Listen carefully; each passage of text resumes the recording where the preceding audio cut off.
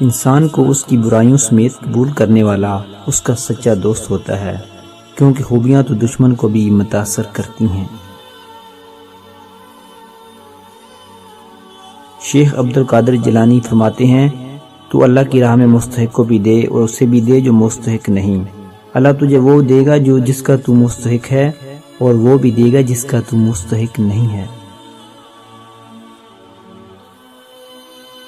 یادداشت میں محفوظ رہنے والا علم عارضی ہے، یادداشت خود دیر پا نہیں۔ سب سے اچھا علم وہ ہے جو دل میں اتر کر عمل میں ظاہر ہوتا ہے۔ سجدے طویل کر دیں، سجدے طویل کر دیں، مشکلیں قلیل ہو جائیں گے۔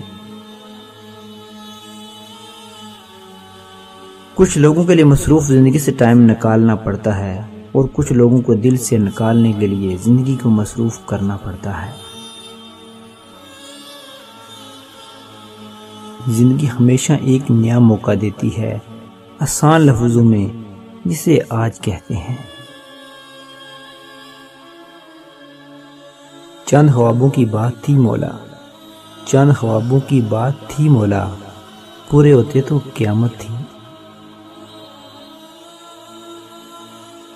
ضمیر مرتا ہے احساس کی خاموشی سے، یہ وہ وفات ہے جس کی خبر نہیں ہوتی۔ انسان سخت مزاج اس وقت بنتا ہے جب اس کی نرم مزاجی کا بہت سارے لوگ ناجائز فائدہ اٹھا چکے ہوں۔ عورت کا تو دنیا میں پہلا ہی روپ رحمت ہے، بیٹی بن کر سب خاندانوں کے دلوں پر راج کرتی ہے، بہن بن کر بھائی کی سچی اور مخلص دوست اور ماں کا ایک بازو بن جاتی ہے، جب بیوی ہوتی ہے تو ایک پختہ اور ہمیشہ ساتھ نبھانے والی، ہر دکھ سکھ کی ساتھی بن جاتی ہے، اور جب ماں بنتی ہے تو اللہ تعالیٰ اس کا رتبہ بلند کر دیتا ہے کہ جنت کو اٹھا کر اس کے قدموں میں ڈال دیتا ہے۔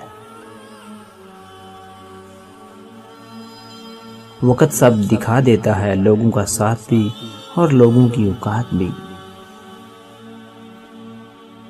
خاموش رہو، صرف خدا ہی ہے جو تمہارے دل کا بوجھ اتار دے۔